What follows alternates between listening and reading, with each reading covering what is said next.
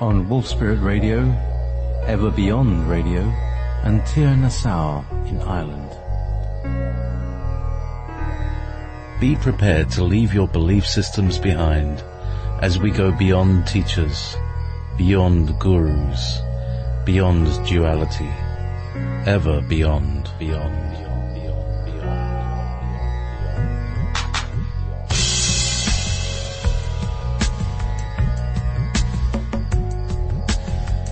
Please join us in the chat room at www.wolfspiritradio.com/listen.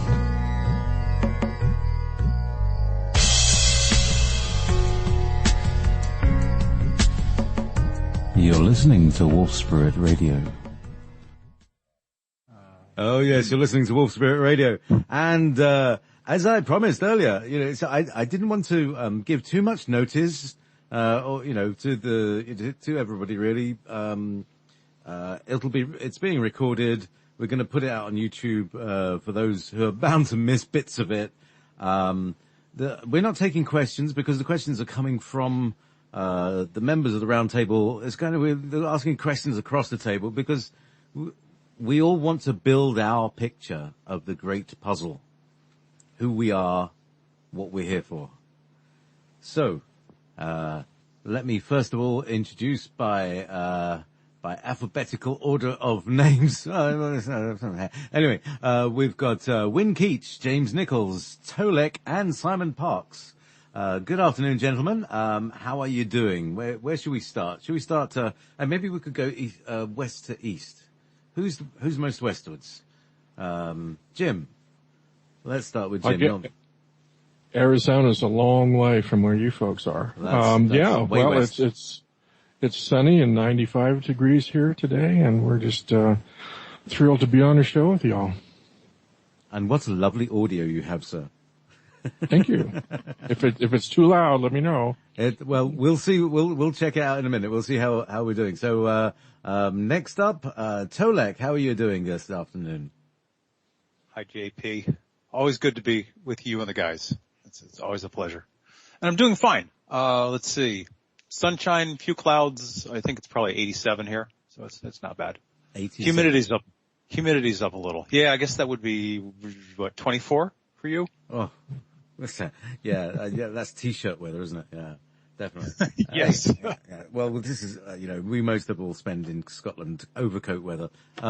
How are things, now I don't know who lives further west. Simon, let's check your audio levels and see how you're doing. Good evening, how are you? Well, just as you predicted, the audio levels are very low. No, you're fine. Sound good. Oh, excellent. Everyone else is wrong then.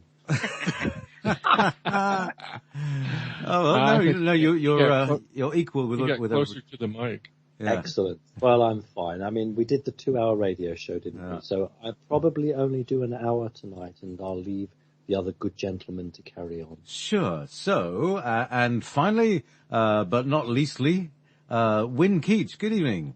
Hi, JP. Yes, good to be back. Yes, I'm slightly east of Simon today. And, yes, it's about 10 degrees C outside here at the minute, and it's dark because it's 11 o'clock at night here in England. It's dark. Well, yes, now, in a month's time, it's going to be still light, in northern Scotland. And apparently you can read a newspaper at 11:30 at night here, in the daylight, because it's quite close to the Arctic Circle. But, for most people, it's dark as heck. And, so where should we start with the darkness, from the darkness into the light? We sort of broadly, Jim, you started talking about asking questions about the Pleiadians of Simon, and I said, well, maybe you want to ask Win about the Pleiadians. Yeah. And so let's start with Jim and then see where we go. Yeah, just real quick. I'm familiar with Simon's background, but Win's kind of a newbie to me today. So if you could, if you or Win could tell me a little bit more about your background there. Yeah. And what kind of expertise you're bringing to the table here? Okay, I'm what you call a polymath and a serial innovator. I'm not very easy to define. I've done many things in my life, including flying for the Royal Air Force at one time. I've used to design aircraft engines for Rolls-Royce. That was another career I had.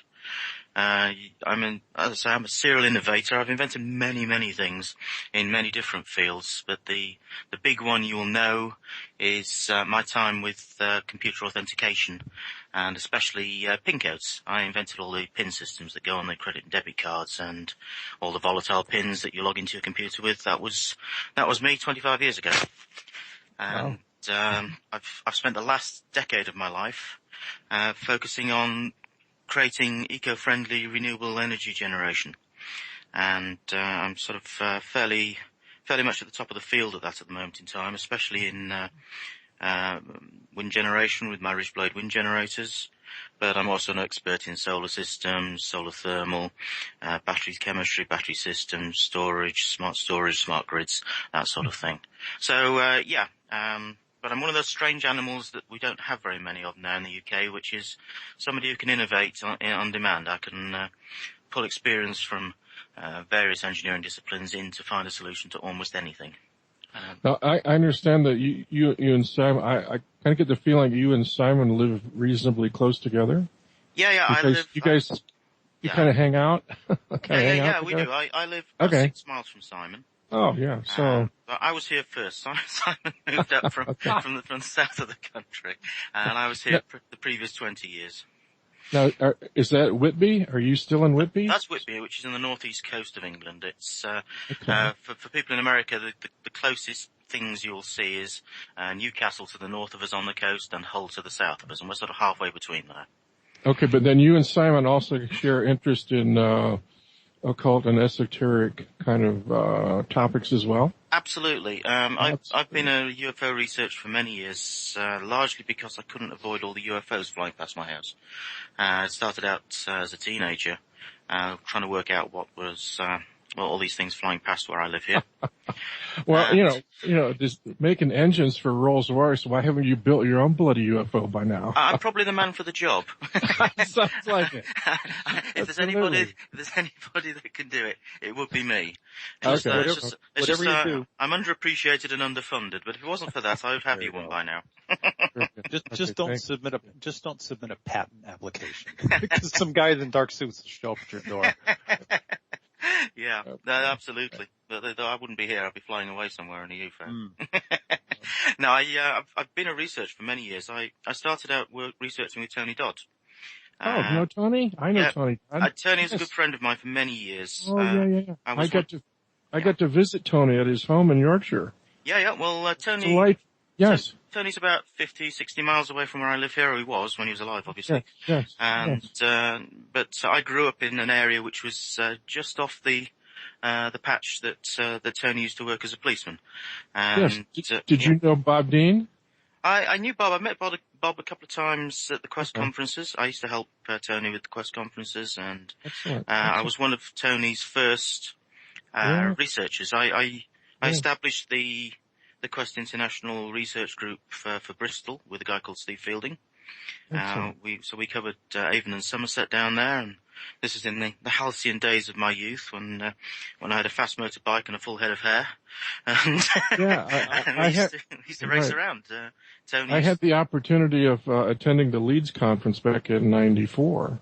Yeah, with Bob Dean and Tony was there. Yeah, I saw you there. Yeah, and we're old buddies. Yeah. I was kind of a young guy. Excellent. Then. Okay. And I've always been sort of somebody in the background. I've always seen myself not as a lecturer or speaker, as a primary acquirer. I'm an engineer and physicist, and I've always tried to get to the heart of the matter and get as much of my own information as possible, which led me not only into being a very well-known UFO photographer. I've specialized in photographing in the dark. For instance, when Linda Howe was over here for the Rendlesham reunion, she asked me to be her photographer for that. So I would just love to spend an evening just chatting with you, you and Simon. Yeah. About all this. I'm sure we could really get a barn burner conversation going. That would definitely. Yeah. I probably have the largest collection of real UFO and crop circle footage in the world. Excellent. I spent 15 years of all my spare time, researching and photographing crop circles, and I'm probably the first person to, absolutely 100% film a real crop circle forming on multiple cameras. Okay. That was back in 2007, and that's unfortunately when everybody heard of me. I managed to get quite a lot done up to that point because nobody knew who I was, and I'm just hiding in a ditch with cameras up to that point. And then after that, the world knew who I was, so it became more difficult after that. So you finally caught Doug and Dave out in the field making crop circles. I definitely the paddle shoes. Yeah, it's one of those things. Yeah, Doug and Dave are quite easy to spot, as are Team Satan. You can spot them literally from miles away. But the stuff I was interested in was a bit more stealthy, and you couldn't blink. You couldn't blink or you'd miss it.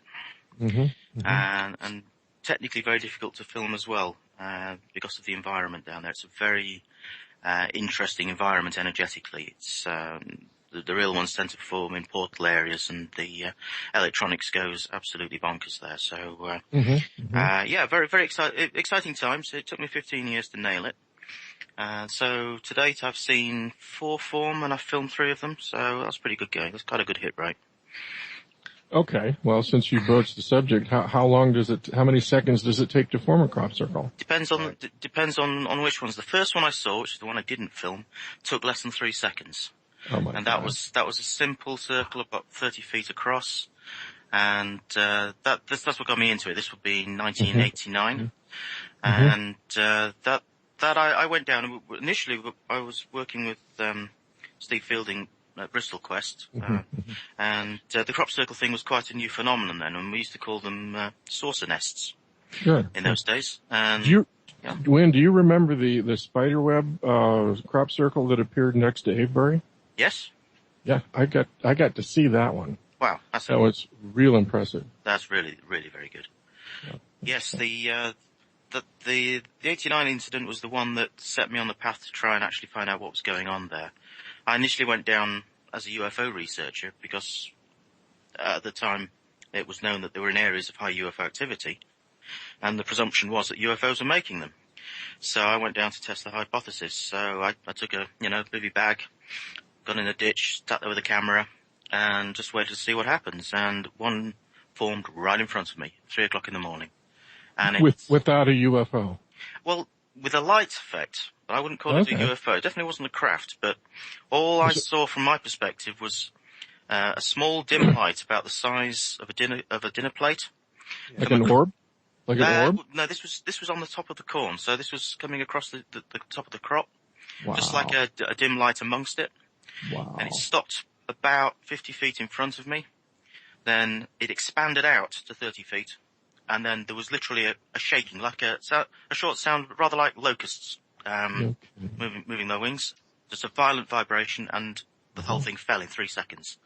And it was almost as if it just went, nah, I can just do that right in front of you, and you can't even reach to hit the button on the camera. Wow, that's just incredible. And that's what started the process. Okay. And so Excellent. then when I sort of regrouped, I thought, okay, I need to do this seriously now. I need better equipment. I need to plan this more. There's something really interesting going on here. It's not what I was expecting.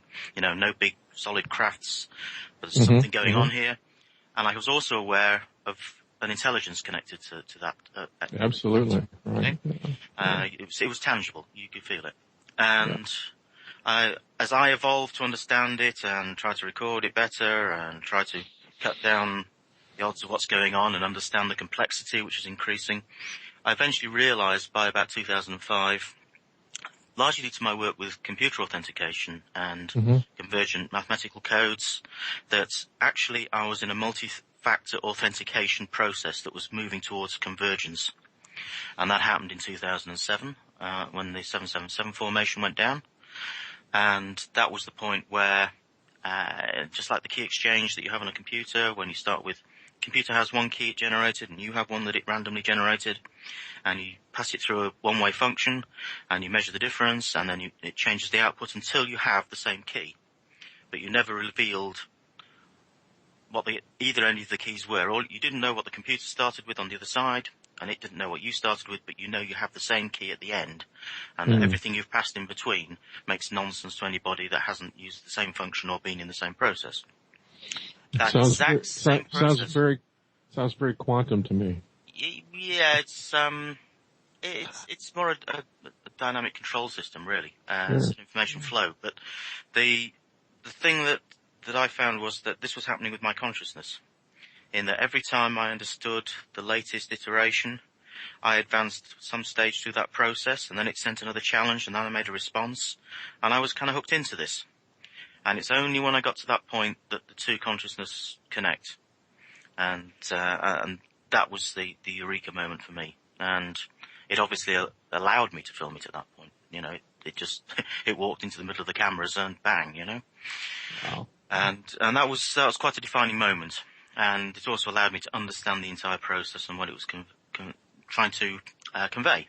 And you realize that there are only two options. This consciousness is either the planet talking to you, or it's part of our own super consciousness that's working through the planet to communicate with us. It can only be one of those two things. Brilliant. That's just brilliant. So it's a very, very interesting journey. Very interesting journey. Well, I dare say. And that brings us back to the Pleiadians. It does, bizarrely enough, because there was a strong connection to the Pleiadians through all that communication.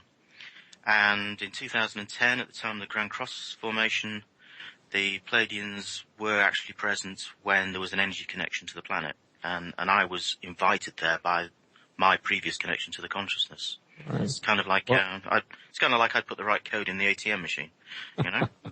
I hear you. Really quite interesting. Well, yeah. Well, you know, I wouldn't be having this conversation with you guys today if it wasn't for my own personal interest or involvement with the Pleiadian contact back in 1980, and that's always been one of my favorite topics. And we kind of broached this subject last time very briefly, and I'm really delighted to have both Win and Simon to let's, if we could kind of dig in a little bit deeper to this Pleiadian stuff. Yeah. Simon and I go back a long way. We're on two opposite sides of the fence for the last 120 million years, but we've kind of got together as friends now. Which shows hope for humanity, I think. Well, I met Wendell Stevens back in 1980, who was busily investigating the Billy Meyer contact in Switzerland and all that stuff. And I would like to get more of Simon, both you and Win. I'd like to get more of your insights into what you think actually happened in Switzerland back in 1975. Was Billy actually contacted by Pleiadians, or was it somebody else masquerading as Pleiadians? What's your take on that? My own feeling is that there are other people masquerading as Pleiadians, but I believe they were in contact with a rogue Pleiadian group. That is my own understanding of it. Simon, what's your thoughts on that? Yes, I think the rogue group, a genuine group, Pleiadian, but with rather antiquated technology. I don't know if Win would agree with that. Yeah, I agree with that totally, Simon. Okay. Do you think they were really coming from the Pleiades, or were they coming from the inner Earth? It's hard to say. They were definitely here on planet Earth when they were meeting with Billy Myers. They'd accessed this space recently before that, but I see them just as an opportunistic group that were a breakaway section from one of the Pleiadian species out there. That's my own take. My own experience is actually past life experiences as being a Pleiadian, as part of the attack force on the solar system here. Well, if you study the Billy Meyer material, it's like the Pleiadians were here for allegedly they had a base or something in the Swiss mountains, and their contact with Billy Meyer was actually kind of a side note. It wasn't their main purpose for coming here. And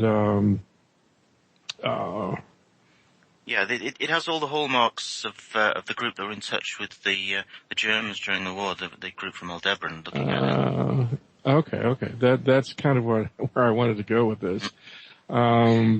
Because the primary Pleiadian contact that Billy had was a woman with the pseudonym Semyasi, and she claimed to have very detailed information about the German saucer projects.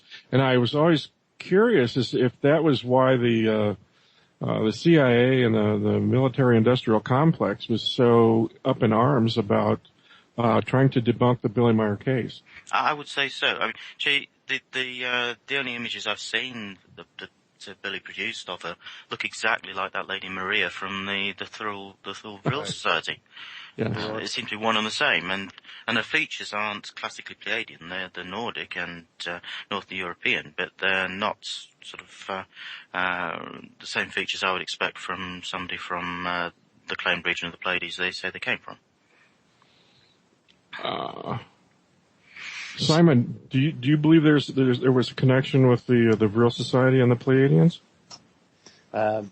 Yes, if you look at Adamansky's craft and Meyer's craft, there's some very similarities to it. I think that Wynne will probably be able to put a bit more on this, but some of the writing from the Thule and the Vril Society was channeled. And when this was written down, it had a striking resemblance to Sumerian text. Yes. And I begin to see the link coming through. True Palladians don't go through disguises. Those who have something to hide go through this shenanigan dance. Absolutely correct. And the problem was the dance. Now, the CIA was split down the middle on this, and that's why they bought that house opposite Billy Meyer and the 24/7 filming, because they knew that it was genuine, but they couldn't get a handle on what the communication was and what this group was about. So I see it as a group of Palladian type people, and this is a problem because when we say Palladians, of course, everybody thinks that they were benign to humanity, but this was a group that was just out to carve its empire, or rather to survive and to find a niche in which it could maintain itself. And I think that's what this group was. It wasn't out for world conquest. It was merely to maintain its base and try to survive. So I see them as a side issue. I don't actually see them as a main player here. I see them as a side issue. That's my take on it, really. Yeah, and people have also got to understand the Pleiades is an enormous area of space. Huge. It's absolutely colossal. So to say somebody's from Pleiades, you might as well say, you know, we come from the dwarf Sagittarius galaxy, because it's the Pleiades isn't a small solar system; it's a massive expanse of stars out in space there, and there are many different types of humanoid species out there. Right. So it's your sense that there's a Pleiadian Aldebaran connection, or are the beings from Aldebaran? Are they cousins, or are they part of the same family? Because this ultimately ties into the Sumerians and ultimately into the Nazi connection. Oh, absolutely. The Aldebarans were a breakaway civilization within Pleiadian main civilizations anyway, and they are were they breakaway from the Pleiadians? Well, they were effectively religious zealots. They were xenophobes, and so they were on the periphery of civilization in that area, and they just happened to have followed energy streams from that area of space back here, because we have unusual basically transdimensional motorways really past our solar system. So they simply followed the energy path back, and they found this planet. And at the time they found this planet, we're in disarray. We're recovering from major upheaval in our past, and also several other ET species interventions into creating our own hybrid species, which is ourselves. And they capitalized on it. but from the energetic realm they were traveling in, they had to break through into ours. And so they used channelers to transmit the information to the Vril Society to build a Trojan horse, so they could actually break through into our reality. Okay, well that's a real interesting. That's a curveball right there. That's really interesting. I want to ask you: is it my sense, and correct me if I'm wrong with this, but the Vril Society was more benign, and that it was the ladies of the Vril were actually kind of influenced or hijacked by the Tolec Society, yes, which was much more militant, and it was the Third Reich came more out of the Tolec Society than the Vril Society. Yes. Is that your take on that? Yeah, that's exactly the situation. I mean, the ladies from the Vril Society were very skilled channel mediums. Yes. And they, were of a spiritual nature, but they were effectively taken advantage of by the Aldebarans, which had greater knowledge, greater capabilities, and were very good at portraying exactly what it was they wanted to do to manipulate those people. And that fed them back into the Reich system. The technology came through, but it also allowed them through. And the first thing the Aldebarans did was go back to Sumerian times. And then they wrote themselves into our history. They wrote themselves into our Akashic record. And then they moved forwards. So we're meeting them coming back, as it were. So this is why you get all this business with things like the Tables of Testament, where the backup copy of the Akashic records have been hidden and guarded by things like the Templars, because they know that that's the uncorrupted version, the version before the Aldebarans wrote themselves into our timeline. So what we're seeing here today, and since World War II, is actually it's a Pleiadian Aldebaran scam that's still in play here. Yes? Yes, it's more complex than that, because you've got to give them enough credit for actual humans messing things about as well.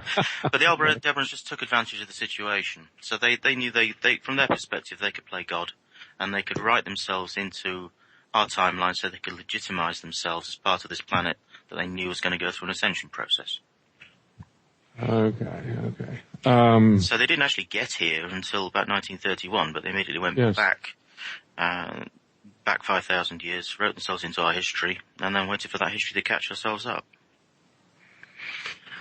Okay, now Simon, there's also a reptilian component to all this machinations. Oh yes. At what point is there a convergence between the Pleiadian / Aldebarans and the reptilians? Well, I'm probably very particular, so I would always preface it with splinter group Palladian, because it's not the Palladians. Okay. Who are basically benign and fifth dimensional. This is a splinter group. Well, look, if you are I know you're not, but if you were a royal reptilian and you considered this planet yours, and you considered that the creations on this planet were your creations, you would seek to do a deal with anything that you felt could further that, and be very wary of something that had a separate agenda. So in terms of what you and Wynne have been discussing, and the reptilians, to a certain extent, my understanding of the group I am knowledgeable of, passed information, but very guardedly, because they were quite keen on Adolf Hitler receiving technology through that Black Forest crash, which the Aldebarans had a hand in, to pass that technology through, but were very wary of worldwide events outstripping their ability to maintain control, because there are more than a Palladian faction stroke Aldebaran faction. There are many factions or groups making a play for the Earth. And the reptilians are were central to that, in the sense that they claimed the creatures of the Earth. And so they would try and play one group off against another, and that's literally how they have been. Yes, I'd agree with that, Simon. So who would you define as the major players today?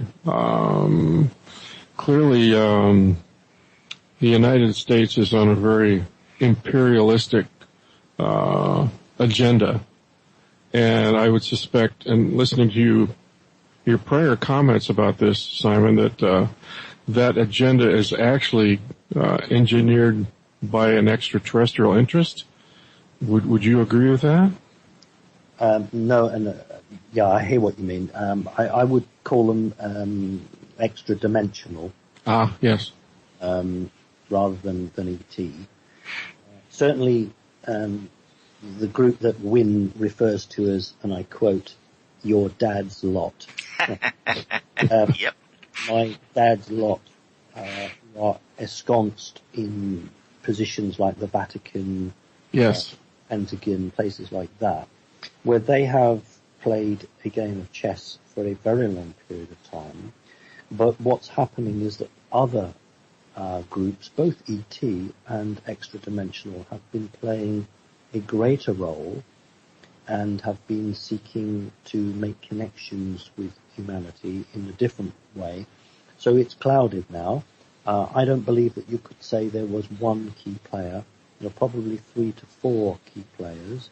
And the very important point, I suppose, is that a large number of benevolent humanoid groups decided for the first time in the history to band together, in this timeline anyway, to band together to prevent the main enemy, which is not the reptilians, it's the artificial intelligence. Yes. Mm-hmm. AI, with the reptilians using it as a bridge unwittingly, and allowing the Earth to be the transmitter of that. So the Earth was deemed to be the firebreak, the place where artificial intelligence was going to be stopped so it couldn't spread as a cancer throughout the multiverse. And this was the main calling point why so many humanoid groups put aside their differences, put aside the free will argument about we don't get involved, and they did become involved. And so this has really given my dad's lot a real thing, because the whole game has changed. The dynamics have completely changed. And one of the drawbacks to all of this is that faction of humans who are psychopaths have become even more isolated and have become even more mad. So that is a bit of a problem, because we've got maybe 20 to 25 people who are out of control now. So, that is, for me, is one of the greater concerns. You know, with the advance of transhumanism and AI and that technology, the thing is that they promote that by the year 2045 that the humans will reach the singularity where artificial intelligence will equal or surpass human intelligence. I'm curious I rather suspect they've already reached that at some point. Well, everywhere I look, they seem to be trying to reduce human intelligence across the planet. They seem to be damaging the ecosphere, people's health, people's ability to think. They produce increasing technologies that people become mentally dependent upon. Yes, yeah. Yeah, they're dumbing down the whole planet, so they're trying to level the playing field for it, I think. Yeah, I understand that, but my concern is I rather suspect that they already have created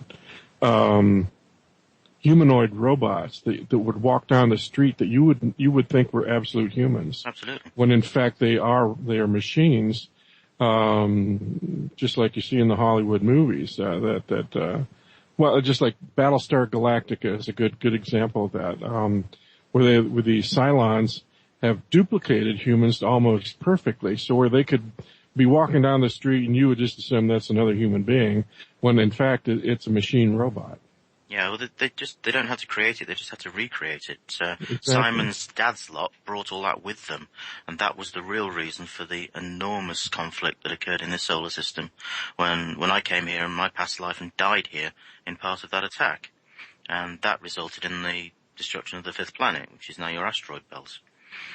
That was really, wasn't just over the fact that the reptilians were establishing a colony here and terraforming this planet Earth, but it was really about the AI systems they brought with them and the fact that the reptilians were transhuman transitioning with the AI themselves. Right. That what's disturbing is to think, well, you could have an AI robot sitting in the White House, or you could, or Prime Minister of England. It's like you can't tell the good guys from the bad guys anymore. It's like you assume they're human. They behave like sociopaths, but are they sociopaths because they're actually robots? Yeah, and it's worse than that because they can simply inject them with AI nanites, and right. Then they become controlled from within. Absolutely, and that's Dr. Ray Kurzweil's dream to send that out across the universe.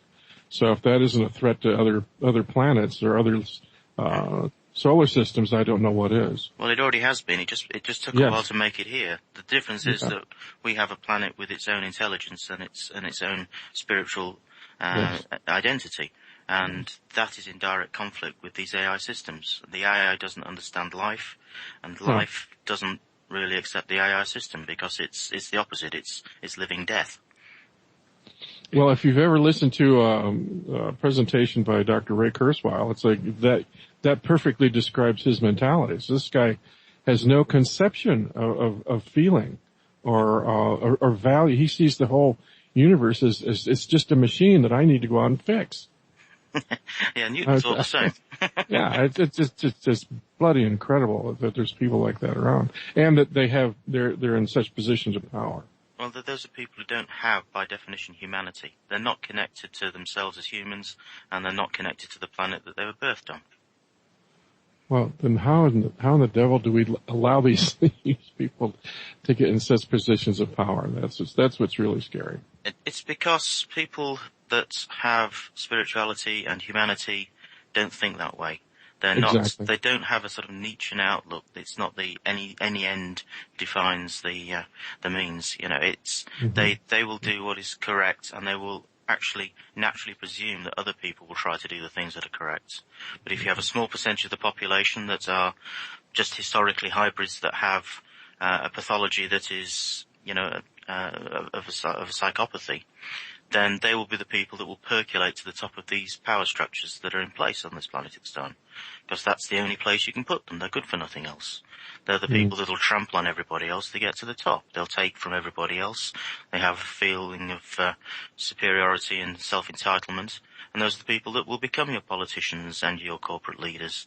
Exactly. Right. Well, the whole corporate world is geared for that. You see the corporatocracy that runs the planet is geared from that mentality. It's just a machine mentality. Yeah, that's exactly how it's designed. But I think we're about to see a transition in the very near future. I think there is going to be a partial reset on this planet of the way everything works. And I think the way people will look at corporations on the other side of that will be different. And I think to allow them to continue to work, people will want to see them work ethically. I think that time is actually quite close at hand. Well, I certainly hope you're right. Long overdue. I don't want to monopolize here. Tolec, if you want to jump in here and say something, by all means do so. I have a question for either Wynn and or Simon. Yep.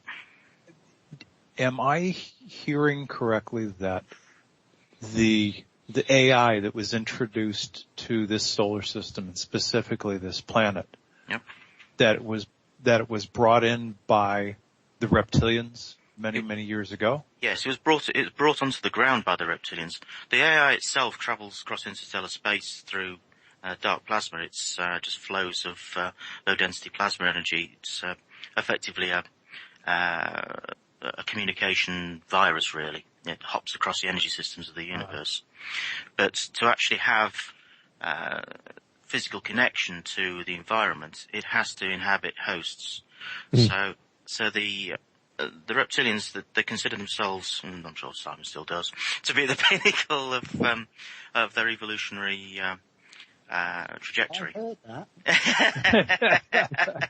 Yeah, he was paying attention. Yeah, he's still awake. I like to teach Simon and vice versa. And the only way they could see themselves as being advanced was to actually go down the AI transhuman agenda, and that's how they battle hardened themselves to be better able to repair themselves, being able to process information better. And so that's the route they went down, and they went down a nanite integration process that became part of that, certainly the lower echelons of the reptilian society. It sounds like they've already been assimilated by the Borg. They are. They're part of the Archontic network. They are the Borg. They are essentially, they've been reduced to AI themselves. No, they saw it differently. They saw it as enhanced by it, the same way that you see the transhumanist idiots. Yeah. But what they don't realize is that they think they're benefiting from it, and what actually ends up is they end up under the control of it. And that's what happened with the reptilians. It steered their agenda, so they became a tool of the Archontic information system. But it reached here as a reality through the reptilians. They actually brought the physical infrastructure. You can see that's being replicated now in a form. You can see it with mobile phone networks, the internet. This is another infrastructure creation that allows the AI to reach down closer to the resource it wants, which is you and I and the energy of the planet. So the reptilians brought that. This was seen as a serious threat. There had been a real wing-ding in the Pleiades and the Lyran regions. The war had gone on for millions of years, and there was a suicide attack on the headquarters here, which was the fifth planet, Maldek, and also the AI command and control system that was on the northern hemisphere of Mars. And I was involved in the Mars side of the attack, and I know friends that were involved in the Maldek attack, and we all died doing it. And that sent this whole system into disarray for a long time, for millions and millions of years.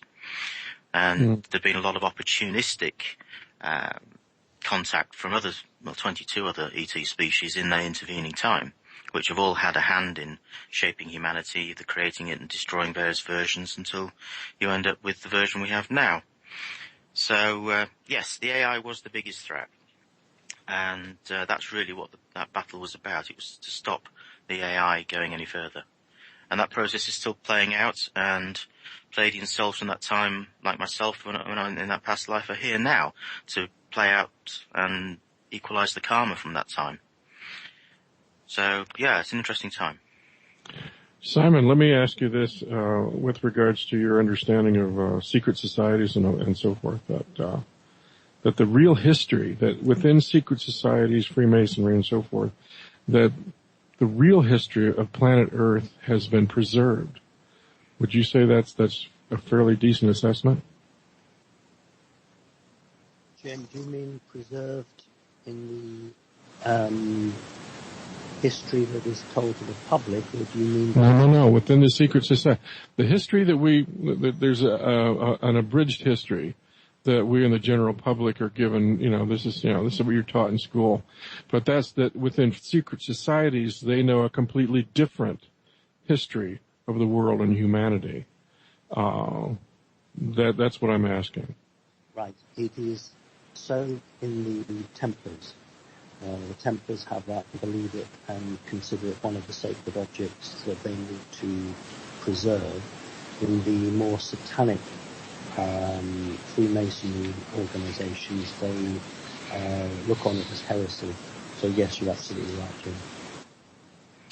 Because if you look at history, and so many of the great leaders of history have been 33rd degree Freemasons and so forth, and it's like they make decisions about human politics and human governing. And it seems like they're making decisions from a body of knowledge that is simply not available to the general public. Mm-hmm. And it's like, well, are these guys just really stupid? Or do they understand world history? They understand the bigger game that's going on here, that the general public simply has no clue what's going on? Yeah, but James, it's not just that. It's that they're actually trying to predict the future. So they're making decisions not so much on the past, but on the timeline that best suits them. So they have access not just to vast knowledge, but exotic technologies that allow them, and much of it's done through my labs through very psychic people who don't really realize they're psychic. They're using them to access and try to alter and change potential futures, and therefore they will make decisions which seem to push the energies of the earth towards a set way. So this is part of the history that should be shared with everybody, because I think everyone now is in a position of evolved consciousness to be able to understand and make decisions. But of course, knowledge is power, and they're no different from the Babylonian group many thousands of years ago. Just keep it for themselves and maintain their position at the top of the tree. So this is knowledge that would be held by like MI6, MI5, NSA, the CIA, within their deepest levels. So this is where they would be working from. Elements of the knowledge. No one organization that you have just described is entitled to have all of that information, because to do so would give them the position to be top of the tree. Right. There is a small elite group that has all of that information and has ensured that all the compartmentalized elements have gone out. So no one organization has all of that information, but they all have very large chunks of it, which is to the business that they are tasked to complete. So they all have pieces to the puzzle. Yes. But somebody above them knows what the whole picture of the puzzle is, yes? Not above them. Okay. It's very interesting. If you look at a group of elite families, they don't consider themselves part of the same group. They consider themselves as totally separate, and they look on organizations that you've just mentioned as servants. Exactly. And they will only give pieces of information to those organizations to do a job. But the group of ruling families who send appointees twice a year to meet with reptilian entities, they have all the information, but even there, those heads of families are tasked with specific items. So a good point would be when that member of the family who was responsible for the budget for spraying chemtrails over much of America and Britain, when he left the planet, there was nobody to sign off that element. So for about 8 months of last year, chemtrailing reduced dramatically over the planet. So there are key players who really do exert empirical control.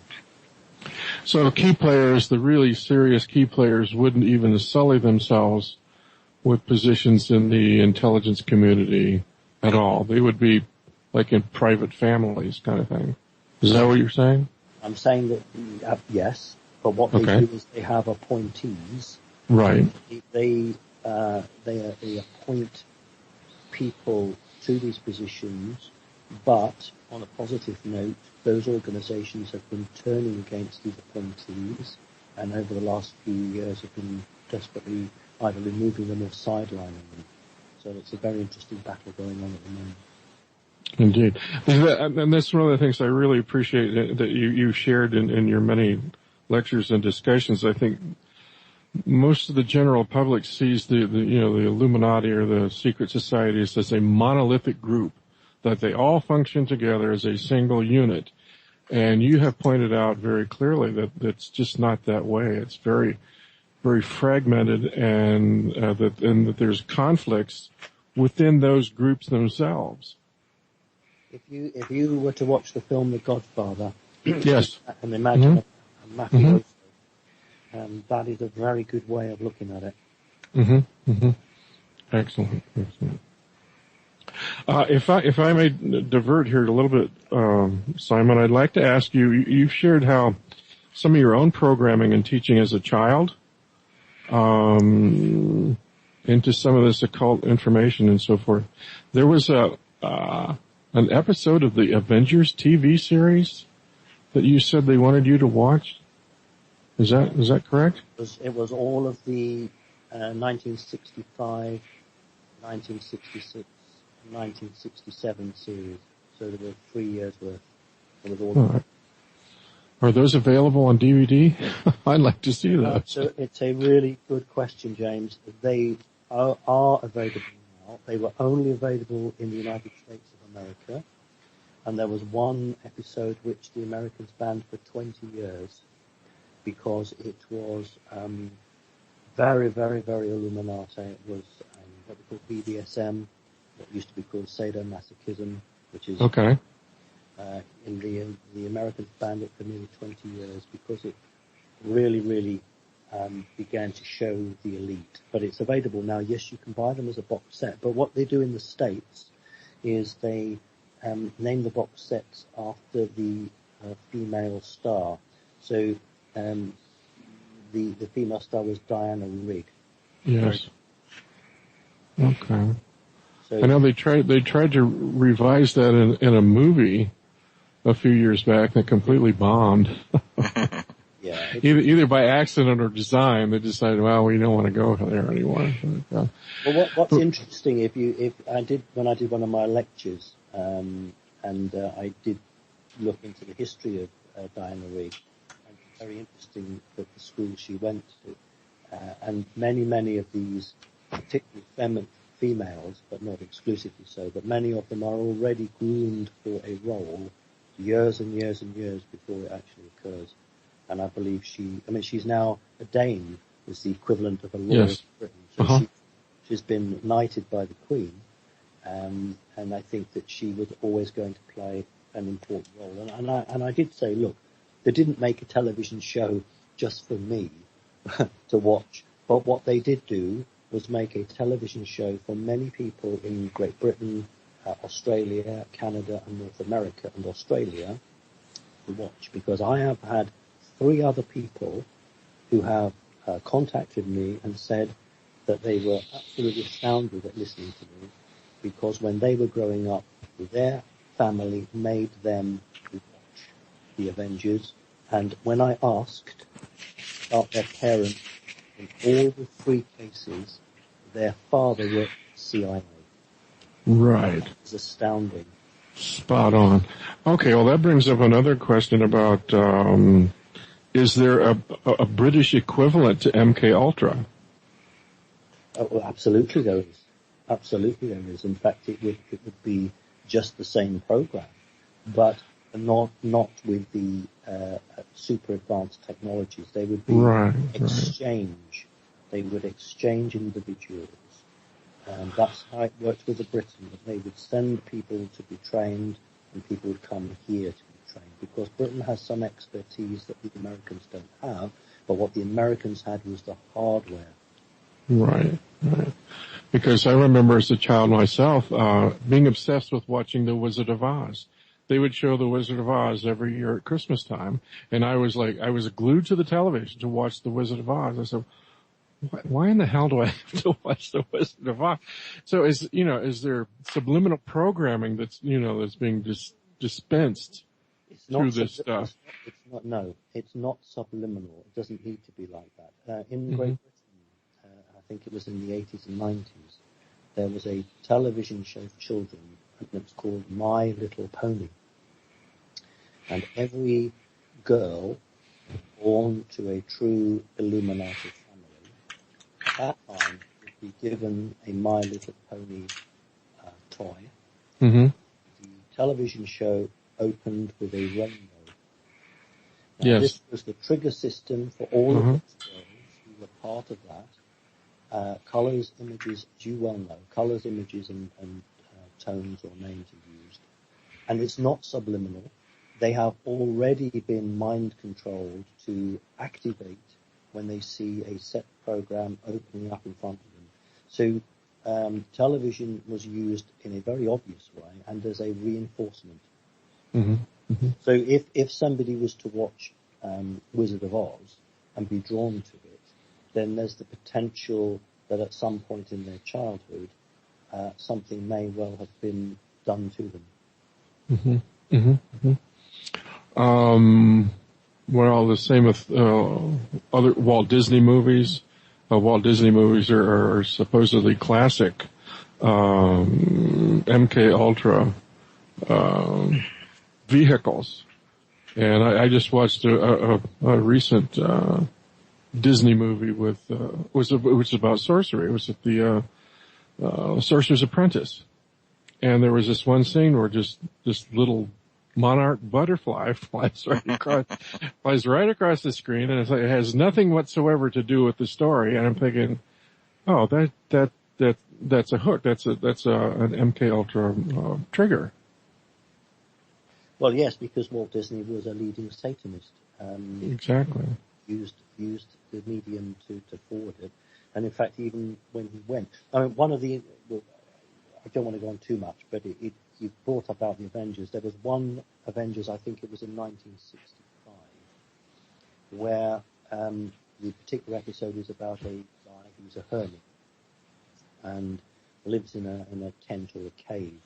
Mm-hmm. Now, one of the guys, I can't remember his name, it'll come back to me, was the key illustrator for Walt, and was halfway through working on the Jungle Book and had a massive argument with Walt Disney. Mm-hmm. Just the guy's name will come back to me in a minute. But Walt Disney said, "You'll never, ever, ever work again." But what he had to do was to create children's books, and he illustrated them and wrote them.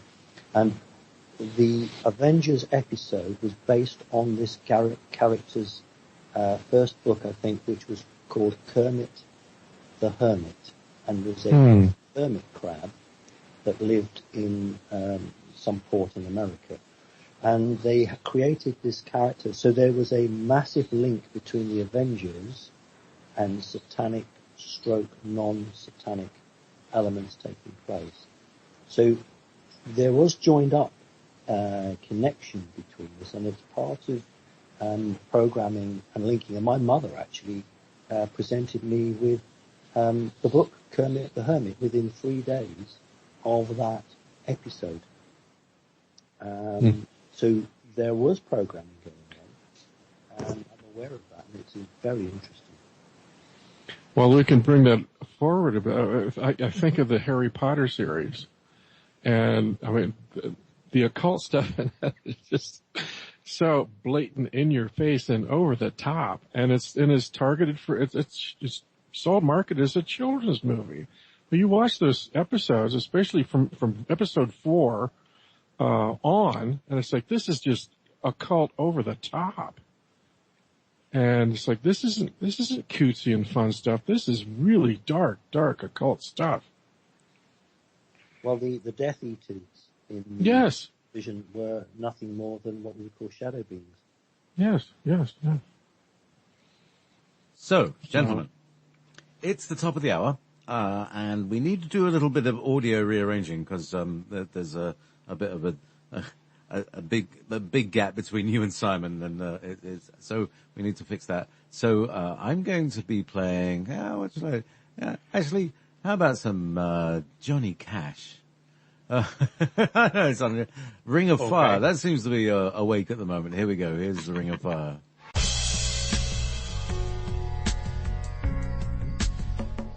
You're listening to Wolf Spirit Radio. Oh, yes, you are. Welcome back to Ever Beyond. Tonight, the Ultra Galactic Roundtable. From far across the stars, from all the way from the constellation of Taurus to the constellation of Draconis, up in the north. From Taygeta to Maya. Anyway, so here we are. And where were we? I was, just kind of positing the thing that, there's been this big war, but it's also maybe a psychological war. And that there are false flags that go on these galactic levels as well as on the Earth plane.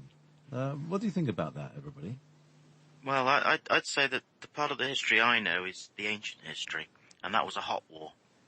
And that spilled over from other systems.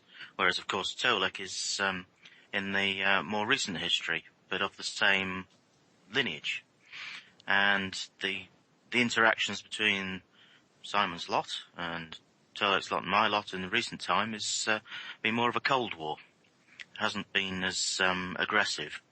And largely a lot of the interactions we've had with other species beyond those two main players have all been opportunistic on the planet.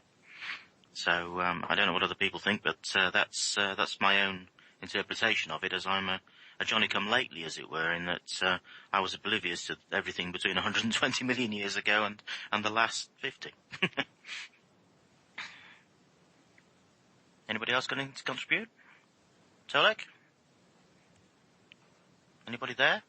No, I'm here. Is there anybody out there? Wake up. Because Tolec, I presume that you're with the Dakota, and obviously that's also similar to the Lakota people that are also delineated from the same original Pleiadians that came here when I came here. So right. You're the modern face of this epic. Yeah, they arrived just before the devastation of what people call Lemuria. Yep. But that's the last million years. That's recent history by my Oh, scale. yes. Yeah, very much so. Very much so. It was about roughly 50,000 years ago, as I was shown. So yes, my knowledge is much more contemporary in terms of what I know about my people from planet Dakota coming to this world. And quietly integrating themselves, at least as quiet as possible. Absolutely. But in terms of the kind of warring that's been going on, I would say that it's been decidedly not Cold War. The people from planet Cana of the Procyon star system figured out a certain set of sonic frequencies that were deadly to the reptilian mind, and specifically reptilian brain. Yep. And so that's how they started to win a lot of the battles and basically destroy upwards of 15 different bases here on planet Earth since 2011. Yes, they do turn up as very shallow seismic events. I've been tracking those as well. There's a very distinct signature to those events. Right. They use the lower frequencies to destroy the bases in the buildings. And the people from the Procyon star system use the higher frequencies to mess with the reptilian brains. Yes. that's specifically that's how that works. I've seen this in action. It's another story, but I've actually seen this in action in the real world, yes. Yeah. And to bring that topic forward, and why it's relevant to the perceived and real disarray that's going on up at the top of the power structure on this planet, is that tens of thousands of lower level reptilian soldiers, I'm going to move this microphone, as well as high level reptilian generals, as well as, and for the sake of definition, when I'm talking reptilian, I'll use the word cabal. But when I talk about the officials, the people that are appointed, that you guys were talking about earlier,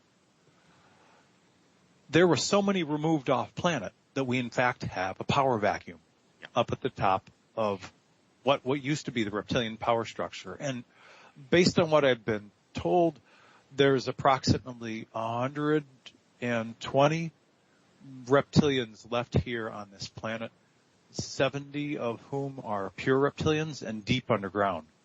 We would never see them. The ones that are above the surface that we may see are actually a human-reptilian hybrid in physical form. And so that's, at least to my knowledge, that's why we have this severe infighting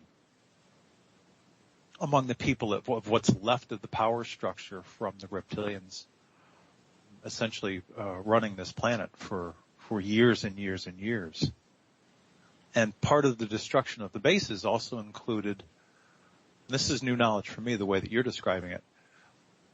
Our people showed me sort of a transponder sending out what you guys would describe as AI signals to specifically scramble and mess with human brains and human minds. Yep.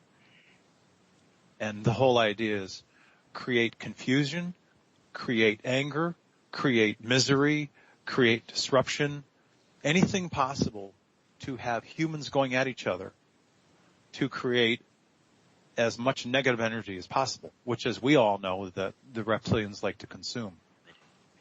Yeah. So it's our language and our words have been different, but the concepts have been the same. So it's been interesting for me just to sit and listen to a lot of this and go, oh, okay, this is how this fits. Absolutely. I see that we're approaching the transition point very quickly now, and there is the danger that there is now a power vacuum as such, and that what were smaller players are now trying to assert their position in the absence of the previously overbearing reptilian structure. And I think this is a critical time for humanity to wake up and actually seize its own future, because unless it projects a positive future, it will not create one. Somebody else will create an alternative future for them if they don't rise up to the plate now.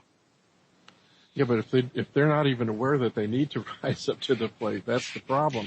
I can. It's the idea of taking down the reptilians is all well and good, but and I think Simon has addressed this before. If there's suddenly this vacuum, that some other group that's just as cunning as the reptilians or whatever might step in before the humans even wake up to what's going on here.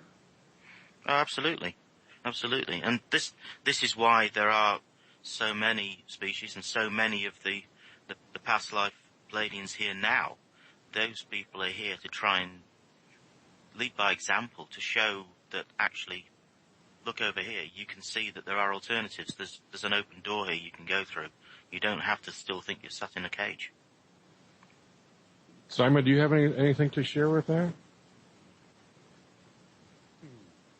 Simon still with us? Yes, I'm here. I'm sorry. Okay. Just trying to find the words here. Tolec is 100% accurate. This is the first time I've heard anybody give accurate figures. 120 and 65 are the figures I would have. And we're talking about white reptilians and then the others who are supposedly discerned. Such a large number of true reptilians, and more importantly actually the hybrids, the halves and halves, or 3/4 and a quarter, have gone, that the underlings are becoming very jumpy and are looking to form their own power groups. So rather than just jump ship, and what these others are trying to do now, and I think Wynne has mentioned it, what they're trying to do is to take a slice of the action and become demigods. So Tolec, that was wonderful, because nobody else, to my knowledge, has given the figures which jolly well nearly equate to what I know to be true. So that's great. I'm happy. I've always been happy to share what I've learned. But on the flip side, I'm also overjoyed to know that from somebody who does not walk my life, from somebody whose sources of information is completely different, that we have a confirmation of what I've learned. You've just confirmed what I've learned. And for me, it's good to know that I'm not working in a vacuum based on the information I'm hearing from my people. And I've had this kind of confirmation come from completely different sources as well. It's also my understanding that of the and I can get you all the figures. I'm doing them off the top of my head right now, but the number was something like 2,000 were captured, and 50 of the top generals, and I think 100 of the top Illuminati officials were sent off planet to what I call the Primary Andromeda Council Biosphere for War Crimes Tribunal. And the highest level, and therefore the most arrogant reptilian generals, of the three options that they were given, self-termination, reprogramming so that they would never do malicious, evil things on this planet again, or be banished to a planet that's been chosen for them in the far reaches of the universe. The top generals all said, we choose self-termination. Right, absolutely correct. You know, arrogant to the end. That's absolutely correct. When I talked about the portfolio holder who was in charge of the chem training, he took self-destruction. It's the easy way out. Now, when you say portfolio holder, was this a human, or was this an ET? 3/4, no, not an ET. 3/4 non-human, 1/4 Earth human. But the Earth human was the biological body, or part of the biological body. Right. So the 120 I refer to are the white-skinned reptilians. And I want to say this, it's important, that the information that Wynne gets, that Tolec gets, that I get, and others get, come from different places. But the amazing thing, and it's still amazing, and it will always be amazing for me, is that my background, joking aside, is fourth dimensional, whereas Wynne and Tolec are higher dimensional than that. And as I often say to people, it's not where you've come from, it's the choice that you've made. Absolutely. And so if people from different energy backgrounds who have fought for millennia against each other can put aside their differences and more than that actually say, this is what needs to happen, then that sends an energy wave right across the whole of creation for a force of good. And, that's why I think is so vital here. We're having a conversation here. And, I know that James has always been somewhat guarded regarding me. And I quite understand that. But when you've been through what I've been through, you form a circle and you realize that the only way to evolve is to embrace something that you thought was fearful. In other words, it's fear that holds back many of these humans and non-humans from embracing the new life. And that barrier is being broken down. And Tolec is correct, and I know Wynne also says this, that a number of key locations have been disabled. They're not all destroyed, but a number of key locations, enough has been done to begin to not so panic, but to begin to make people decide they need to change. And this is about the military. It's about the military in America who very recently now are beginning to stand with the citizenry and not follow blindly the orders they're given. But I don't think they would have done this unless off-planet energies have been used to level the playing field. Well, interestingly enough, the last of the 15 major operational undersea bases, that last base where all of those key reptilian cabal officers were captured and the top Illuminati officials were captured, that base was directly due east of Washington, D.C., out in the Atlantic Ocean. And it was very well camouflaged. It took them an extraordinary amount of time and technology to find the damn thing. Well, it was connected by tunnels to key locations, but they were being hidden by an interesting form of ancient technology, which was scrambling fifth dimensional ability to find it. So yeah, there's a lot going on, and you mentioned about the generators that are beaming disruptive energies, and then you'll know that some of those have been affected as well. Yes. But, you will be aware of that. So the battle is changing and it's turning, and it's a very exciting time to be on this planet. Very much so, and I have to say that I don't have the extra dimensional contacts that either of you gentlemen have, but I'm trying to make sense of this just as a researcher myself, and I would feel a little more confident in what you gentlemen were sharing if I saw fewer chemtrails over Tucson and over Phoenix. If I would see a really significant reduction or completely elimination of this clandestine activity, I would feel a little bit more confident that, yes, somewhere, some way, somebody's putting a stop to this nonsense. And that, to me, would be one of the greatest indicators that, yeah, there is a major shift going on here.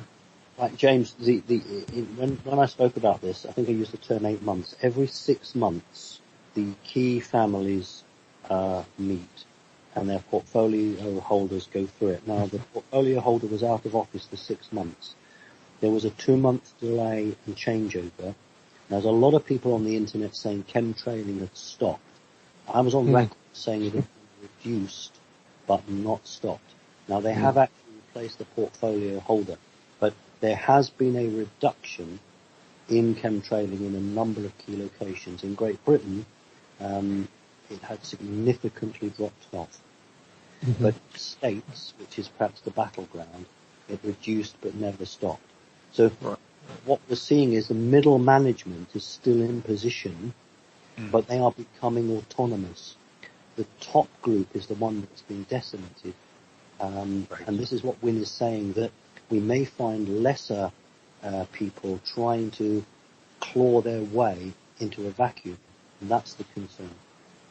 Absolutely. Well, I live here in Tucson, which is probably a third the size of Phoenix. And every time we have a low pressure system go through here, there's increased chemtrail activity.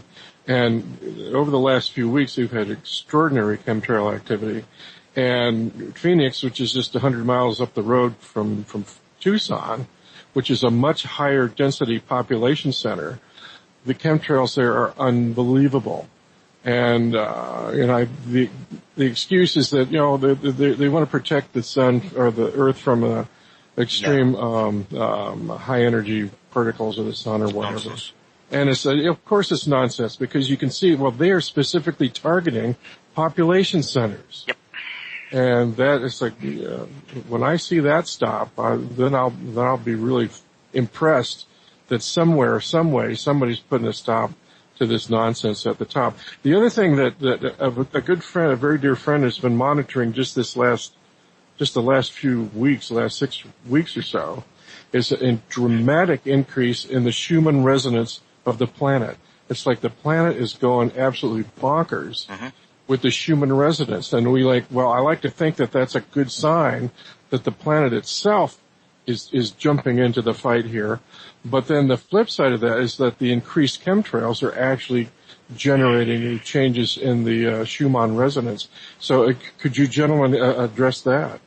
Yeah, I can add something to the Schumann resonance components. That's going to keep doubling. It's going to go through frequency doubling phases, and it's going to keep increasing throughout our lifetime.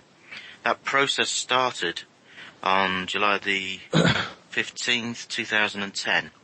And that was the last genuine crop circle I ever saw. It was a confirmation that that process had been initiated, and it was known as the egg slice formation. And what that actually was actually two formations overlaid. The underlay was actually the authentication credential that allowed the connection. I know what that was because I was present when that was given. And overlaid is an image of a sphere, which is in fact the Earth. Mm-hmm. And it's known as the egg slice because it has a number of horizontal lines running across it, rather like a Venetian blind. But if you look at the slices, the lines running across, you'll see that their distance changes because they're the standing wave frequencies. They're the overtone frequencies of the Schumann resonance. Right. And it's showing that they actually start to double and double and double and double. Right. And this is part of the process of stimulating human consciousness on the surface of the planet. And that is the energy that's flowing through the ancient energy grid system, which we in the UK call the ley line system. Yes. And that's connected to human consciousness, and that will accelerate the human consciousness process of every sentient human on the planet. So my sense is that the chemtrails are actually trying to dampen that effect. Exactly. They're trying to dampen it artificially with the HAARP signals. Right. So they're trying to phase against the increase in the consciousness frequency by pumping energy into the upper atmosphere and trying to dampen the response. Is this happening across the solar system with the same intensity? No, this is specific to this planet. It's just a planet Earth issue. Okay. Yeah. If we think about a virus, a human body has a virus. Right. Yes. The body tries to raise the temperature up. What the planet is doing is exactly that. Now, the other thing that I would like Wynne to talk a little bit about, if you wouldn't mind, is how the elite would like to use fracking to damage the under Absolutely. control. So Wynne, at this point, it would be quite useful because I know you're quite knowledgeable on that. Yep. Okay. In a nutshell, the energy that naturally flows around the planet, which is part of our consciousness energy field, is a grid. It's a natural grid, and it's evolved over billions of years on the planet.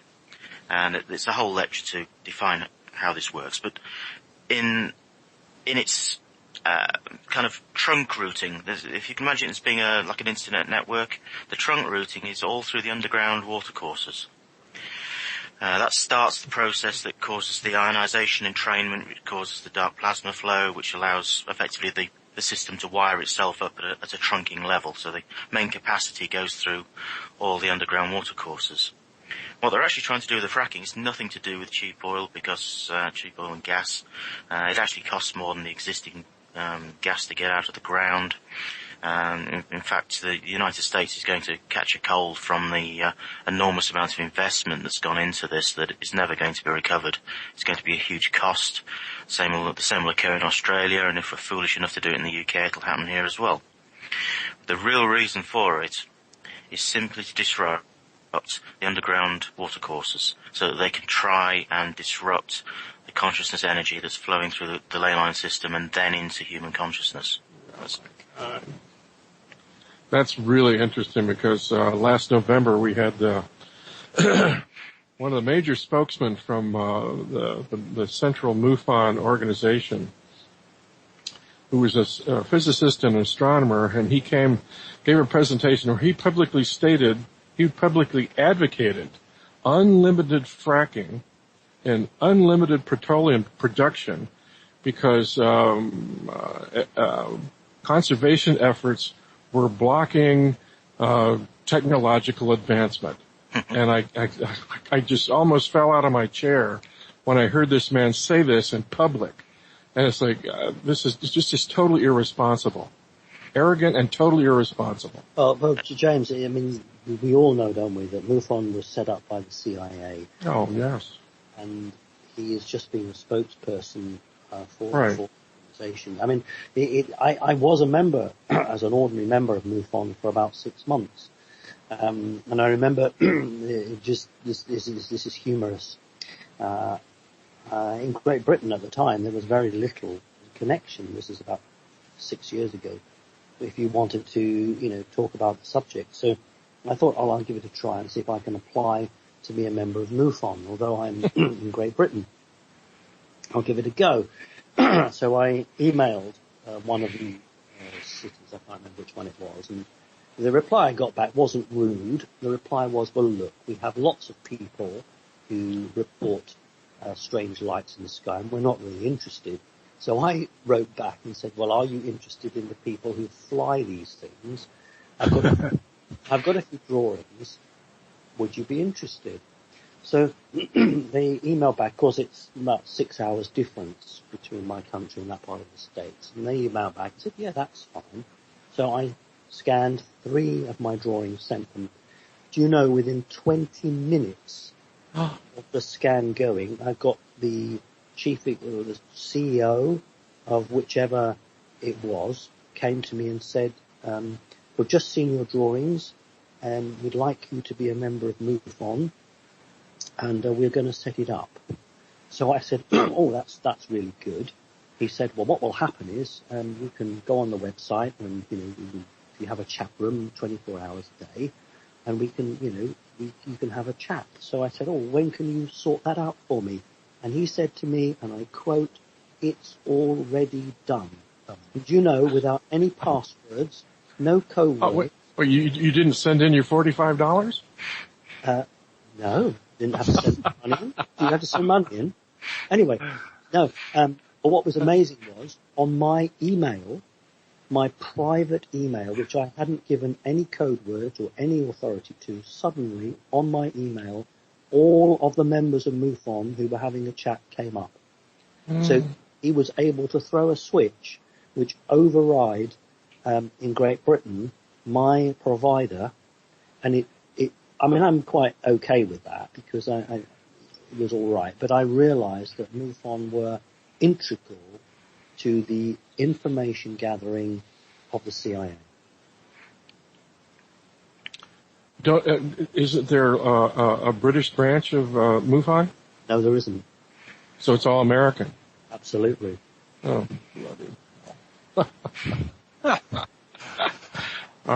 well, yeah, it's the gentleman that spoke, the astronomers, physicist that spoke. I went and checked on his credentials, and he has a business that contracts with all the major players of the national security state. So it's like, this guy's just a shill for the national security state. It's like, well, how can he be, how can he not work for MoveOn without being a conflict of interest, especially at that level? And aren't the people in MoveOn aware of that? Can I just give something else, which is... Oh, please do. Please, yes. Regarding the CIA and Canada.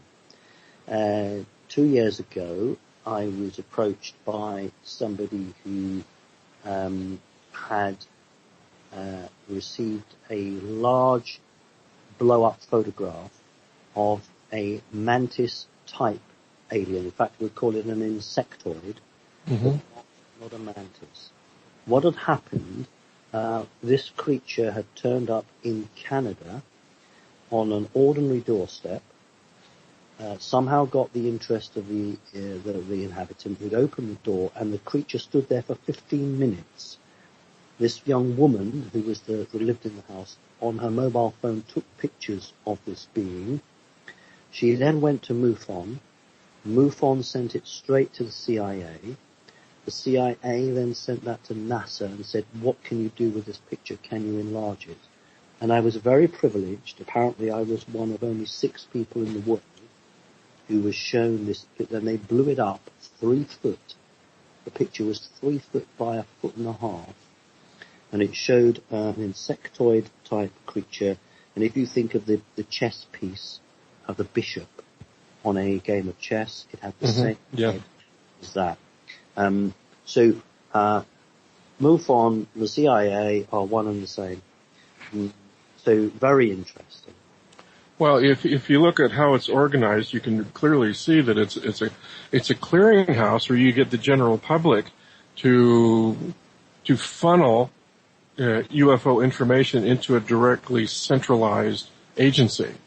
And it's like, it's virtually getting the people to work for you for free, And it's like, which is, standard how they do things. Yes. So that they can bury the information further. Yeah. You know, it's like, where's that black hole? There's that black hole. We're just going to shove that information in that black hole. Okay, let me tell you guys a story. Wendell Stevens was in Switzerland with Billy Meyer when MUFON came knocking at Billy Meyer's door. Yes. Okay? Yes. And, we're here to investigate the Billy Meyer case, right? Well, Billy had, outside on his table, he had a photograph album with all the pictures that he had taken of the Pleiadian beam ships, right? Well, the MUFON guy went up to the album and snapped pictures of the pictures that were in the album. And he walked away, and then MUFON filed a report and said the Billy Meyer case was a complete hoax. I said, well, do you call that investigating? I mean, crying out loud. It's like Wendell and his team, I think, spent, I don't know how many hours, they went multiple times to Switzerland, and they said at the end of the day, they probably had spent $200,000 investigating just the Billy Meyer case. And I don't think that the MUFON people spent $19.95 to investigate the case. So, and the MUFON still screams loudly that the Billy Meyer case is a hoax. And it's like, well, how much investigation effort did you put into it? So. Yeah. No, the craft were real that Billy was seeing, but they're very old design Pleiadian scout ships. It's a very old design, very antiquated. I still think they're pretty neat. Oh yeah, they're pretty good. The way they work is pretty good. I would bloody take a ride in one anytime. I'd not hesitate. I would love to, right? Yeah, they're very good, but that's very old tech. Well, yeah, it's kind of like the old Hannibal tech, isn't it? Well, the Hannibal was a variant of that provided by the Aldebarans, and the Vril Jaeger craft were a different version. The Vril Jaeger craft actually had a different purpose. They were there to tear dimensional holes around the planet, but the Hannibal was derived from the same series. So, while we're talking, sorry, yes. While we're talking about honeyboos, Simon, do you have any intel that the craft that George Adamski photographed in Silver Spring, Maryland, was actually a honeyboo, and it was probably flown by our own government? I would agree with that. You didn't hesitate on that, did you? I would say that it was cannibalized from a number of. The problem is parts for these things. Yes. That is the problem, and to be honest with you, I wouldn't go to the moon in one of those. I just wouldn't do it. I think it's perfectly okay for flitting around the Earth and putting on shows. But putting on a show, exactly. But for long distance, no, because the other thing is that, no disrespect, when Earth humans make copies, they don't actually always understand and make them work. So you have a mixture of human-designed machines and non-human, and they don't always talk together and work together. So a lot of these craft were, it amazed me how they work. But I would agree with that. Largely human-designed.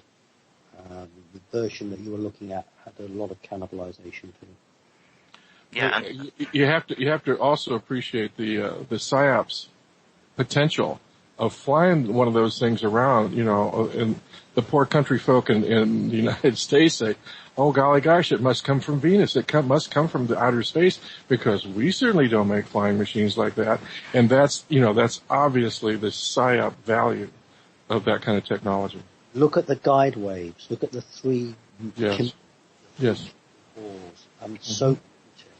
And the other thing is that we haven't talked about it much, but one of the reasons that negative off-planet entities are so interested in humans is because if you are human, you can fly a spacecraft many times the speed of light. My own, that element of my family can only go at 4 times to 5 times the speed of light. So the human genome, the strands of DNA are very important, because if they fell into the hands of the enemy, then they would have access to very advanced time travel. Exactly. Right. Just about the craft.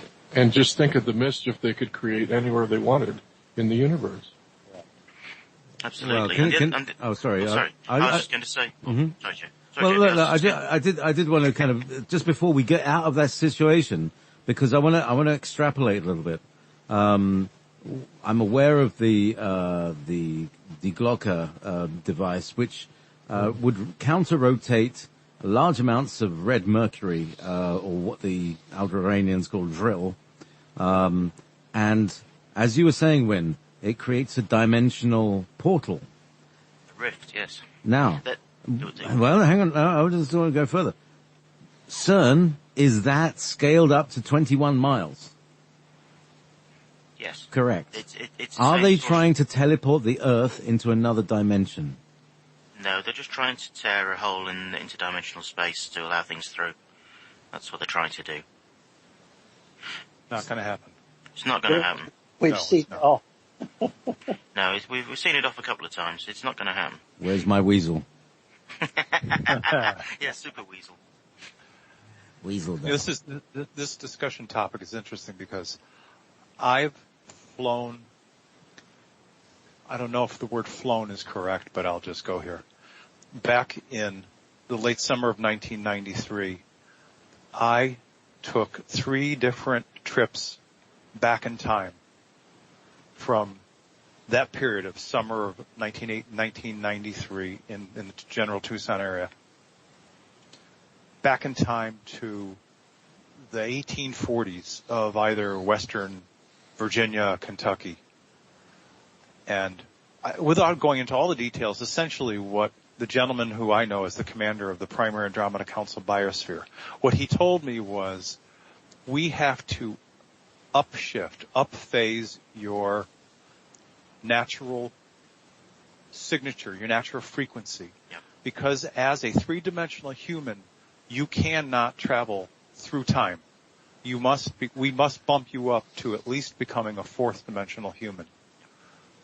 Now, he gave me a little pill. I'm sure the pill was just a distraction for whatever else that they needed to do. But it was unequivocal what he told me in terms of, in order to get you in this ship, in this 35 to what we would call 35 to 40 foot round time jumping craft, we have to change your energy signature, and you cannot fly as a 3-dimensional human. You have to become a 4th-dimensional human. Yep. That's exactly correct. And I did it 3 times over the course of a week and a half. Yeah, I think you'll find the pill Tolec is in fact information. It's actually represents as a metaphor to your body an upgrade to allow you to reprogram yourself to actually make a transition to the 4th-dimensional state for the purpose of that trip. It looked like a little blue-green, like a NyQuil gel cap. That's kind of look like. It's just a metaphor to your consciousness to activate the programming. Okay. It must have worked. Must have worked because I'm still here. Yeah. To get back to CERN just a minute, when did they start building that CERN facility? How old is that? They started it in the early 1980s. 1980s? Yep. And outside of Geneva. Yep. Right. And when did it go online originally? I don't know when it originally went online. I know they started work on it around 1983 to my knowledge, possibly even earlier. Simon, do you know when it went online? Well, yes, in terms of trying to change the planet, 2000. No, just to whenever it became functional. Originally became functional. Well, do you know when that was? There are various parts to it. It's developed into several systems. Right. Yeah, there was small, and they added to it. The main unit we're looking at now became fully functional in 2010, and its design was to activate in 2012. Oh, 2012, right. Okay. Thank you. And then through certain key astronomical dates after that. But there's always been a facility there for very many years. Now, you said at one point that they were going to build another facility in Japan. Has that been derailed? Has Yes, it been canceled? They were going to build a linear collider. And that didn't happen simply because the timescale precluded the creation of that. Do they have any other plans to create another CERN anyplace else? Yes, but that's actually coming from Putin. Putin saying he wants to build his own device as a counteract to the one that America has. You know, in the movie Stargate, in the TV series, they show a big Stargate CERN kind of thing that's in orbit. Do you think they would ever try something outrageous like that? You need the Earth. You can't... Yeah. It's using the Earth's energy to actually affect to create the effect they require. That's why it's buried in the ground. That's why it's like a large circular antenna. It's a transdimensional transducer. But it's using the Earth's energy field to amplify that in the torsion range that they want. I got you. Okay. Go ahead. Jim, if I may jump in. Simon, I'm not sure if I'm going to say this correctly, but please comment on what I'm about to say.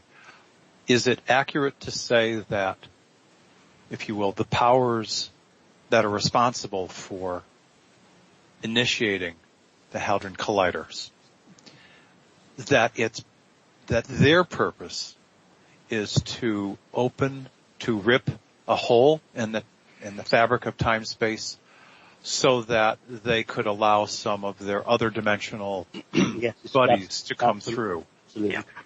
Absolutely correct. The object was to create something in the range of 30 to 40 meters. That didn't happen. They punched a hole maybe 0.5 millimeter. They have established communications with the fourth dimension. Yeah, I was told 0.8 of a millimeter. Okay, I got 0.5, but we won't argue on that. All right. And they established communications, but that's small beer, as we say in Britain, because their whole object was to bring reinforcements in. You see, all the other portals are now guarded and protected. So they can't get through, be vaporized. So this was a way of opening a back door to bring reinforcements in, and that, of course, has failed. It was also suggested that back during the 1940s, 1945, when they started doing atmospheric testing with atomic bombs, that that was also designed to tear holes in the fabric of time-space. Do you understand that? Is correct also? That wasn't coming from humans, that was coming from off-planet entities in an attempt to make it possible for them to come in and play God in terms of past, future, and present. And there have been over 1,000 nuclear bomb tests since then. It's like your imagination can go wild on all kind of mischief has been allowed into this planet because of that. Right, but the important thing here is those things are not permanent. They heal. Right. Okay. That the Americans did in the mid-40s with their ship, that created holes which are still permanent. But the atomic bomb can actually, the damage there can heal over time. So that is So that's not a long-term thing, whereas the CERN would be more long-term. Well, the CERN one was to if you imagine a tube that is collapsing and you force air into it, already existing tunnel, but it is collapsing as Earth moves further and further from the galactic center. So many of these portals are collapsing, and their object is to beef up this portal, this tube, a bit like a mine shaft, and the great weight of the rock is crashing down on it. You put more timbers in to try to shore it up. We've gone past the point now, and people keep writing to me worried about CERN, and I say to them, please don't worry about it. It's finished. It cannot achieve now what they wanted it to achieve. No, it can't achieve the energy levels it requires now because the alignments are gone. Well, also, I would think that the increase in the Schumann resonance level would throw off all their calculations also. It's like, you know, what worked yesterday or worked, in 2012 wouldn't work today because of the shift in the Schumann resonance. That's a part of it, but it's the absolute energy level and the alignment of the planetary bodies at the time, that they had a relatively small window to be able to do this, and they missed the window. Right. And in concert with what Wynn just said, this planet, as part of the solar system, is traveling through an area of space where the energies are very dynamic. Yeah. And also, I'm not sure if this is the right word, but highly magnetic. And so, as a result, we're looking at a different set of energies which are far more erratic and unpredictable than before. Yep. My words may not be exact, but I'm not a scientist. Tolec, you're absolutely right. It cannot be predicted. And one of the main reasons that CERN could have worked was that they had it absolutely docked to a T. That's why the window of opportunity for them was so small. That's when CERN was taken down twice effectively and once half effectively. It was taken down at key points, which when they missed one, they had to throw everything into the second one. They missed the second, third. They're finished. That was a massive machine, which countless billions have been put into. Only have worked in 2 to 3 days. Black budget money. Yeah, and it's just disgraceful that money, which could have been used to make people's lives better, was thrown away. And you know, it had to be stopped. It had to be stopped because one of the other possibilities was to break the connection that humans have with consciousness. That was something else they were toying with, which is profane and evil, and that couldn't be allowed to happen. It is, Simon, would it be accurate to say that our connection to consciousness throughout the cosmos is because of the true nature of who we really are, which is an energy, a light body that uses an organic body as an avatar? Because every good living creature on this planet contains a energy soul that was created by Source. There is a contract between the creational force and its creation, which cannot be broken, but some people try to break it. And even if you say, well, look, it's never going to happen, but we can't sit back in our armchairs. We have to do something. And that's why my group, the Connecting Consciousness group, and I know many, many people around the world took part in this group meditation to distract and to CERN from operating, and we were successful. And I have just only words of praise for all those humble people throughout the planet. And there was one off-planet entity group as well that became really, really, really made sure that CERN could never operate again. And I think even Wynn showed me some pictures that we had of aerial photography which showed that the planet herself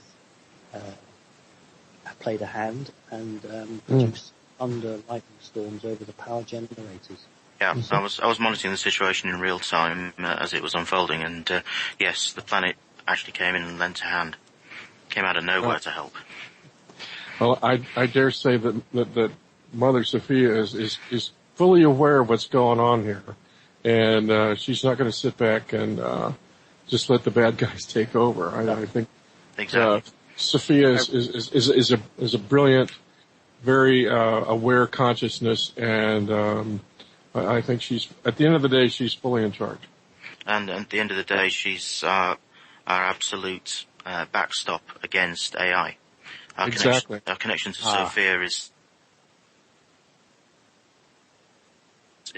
the one thing that gives us dominion over it. I will say I did have a recent channeling from Sophia, and that's precisely what she said. Yeah. Listen, guys, I'm getting really tired because I've obviously did 2 hours show tonight with JP, is my regular show, and now with Milton, so I'd have done 4 hours, so I'm going to just say goodbye to you. But before I do, Tolec, yes, I'm up for your conference if it's still going on. Oh my God, terrific. Thank you. That's fantastic. But I can't fly there, but if you can put a Skype connection on, I would do a presentation to your group. I did that actually for the Nexus in Australia. I did a live 1 hour presentation to Nexus. And what we did, we had two screens, one screen for the audience to see me and a second screen where I could put my visuals up for them. So if we have a chat, at some point, then we could work on that. Simon, you need to understand this is a joint project with Tolec and myself. Oh, I didn't know that. I'm absolutely thrilled, and thank you so much. I can't express my appreciation for that. And we're also fortunate to have a guy with the two initials of JD, who's our version of Keech, essentially. And so I dare say we have some access to some pretty serious technology. Oh yes. So Simon, thank you. Yes, well listen, God bless everybody. Good night. Win, even though you pull my leg, I love you very much. You're pretty good for a reptile, it must be said. Good night, my friend. Simon, before you go, just like to say good night from the chat room. Please give our thanks to Simon from the chat room. We've still got 60 people in here. We had over 100 in the early hours of the shows. So that's really good. All right, listen, Simon. No, Simon. It's always a pleasure. Thank you. Good night, Simon. Good night, Simon. Thank you for joining us. God bless everybody. You too. So we got about 6 or 7 minutes just to go. Thank you for all coming, and indeed, thank you, Simon, as well for being a major trooper. So what do we say about the Pleiadians then? In the last few minutes, well, a few words about like where are we headed in terms of how do we integrate all of our histories so that we all come out on top. Well, I would say for myself that one of the things that actually I learned is that, and the Pleiadians actually told me, it's just like, don't be in awe of us. It's like, you have this power, you have the same power that we have. We are no better than you. And it's like, learn to acknowledge and, be in your own power, own your own power. And that's your responsibility living here on this planet. So don't wait for, the good guys. If you think the good guys are going to come and rescue you, I don't think they will. It's like we have a responsibility to do this for ourselves. And it's like if they will help us as much as we help ourselves. And I think that's what we have to do. I agree completely. It's all about taking responsibility for ourselves and taking responsibility for our environment, the planet we live on. Exactly. Right. Be nice to your mother. Yeah, and also to try and evolve all the species. You can see how, it's taken 120 million years, but, Simon and I are best friends. Back then we'd be trying to beat each other to death with a stick or something. So, we're all evolving and this is a major transition point, and I think it's important that we all try to evolve anybody that's capable of evolving at this point. All species. Well, like I said, when I would just love to spend an evening just sitting chit-chatting with you and Simon. I think it would be a hoot and a half. It gets quite funny. And better yet, what the hell, let's do a conference together. Let's do I want to do one. Come over, we'll I can probably put you guys up, and we'll have a small audience, and it'll be a really cool, intimate affair, but we can record it all, YouTube it, and make an audio-visual event of it. A multimedia event, yeah. Exactly. So, Tolec, one last final. Well, thank you. Yes. One last row. Simon mentioned it, and as long as he mentioned it, I'm happy to bring it up. Myself, Jim Nicholls, my good friend Jim Nicholls, JD, we are collaborating together, and we will be co-sponsoring the 2016 Transformational Shift Conference, which will be held in the... Thank you. Thank you. That was great. I love it. Man with a sense of humor. Which will take place the weekend of October the 21st through the 23rd in beautiful Greater Phoenix, Arizona. The website is transformationalshiftevents.com, and I expect the page for people to be able to purchase tickets will be live within about 3 or 4 days from now. I know there are a lot of people that have been after me and Jim to be able to buy tickets, and we have to nail down the venue, and that's what's on top of the agenda this week. But if people go to the Transformational Shift Events website, they'll see all of the great speakers that we have lined up. And, gee, if we can do Simon via Skype, when would you be interested in popping in as well? Yes, absolutely. Absolutely. Great. I'm no stranger to Phoenix. I've actually had to do business there some years ago. So yes, I know it quite well. So that'd be great. Excellent. I very much remember the statue of the Navajo code talkers in the centre of Phoenix there. I was quite taken with that. Yes. Yeah. If we were men of unlimited means, we'd fly you over. That's okay. I know we're Skyping. It's fine. Okay. Alrighty. Look, let's do more of this. Let's do more of that. We've got a lot of education to give. We've got a big picture that we need to learn ourselves. And I'm sure that with this group and with other appending groups, I'd like to bring in some female energy into the situation as well. I might start having more roundtables and then bring further together that can then become conferences. And those who can't attend the country, we just use the Skype link. No problem. We do it all the time. Let's do this thing. What do you think? This has been Ever Beyond. It's been another historic ultra-galactic moment. Thank you very much, Win Keech, Jim Nicholls, Tolec, Simon Parks. Good night, everybody. Thanks, JP.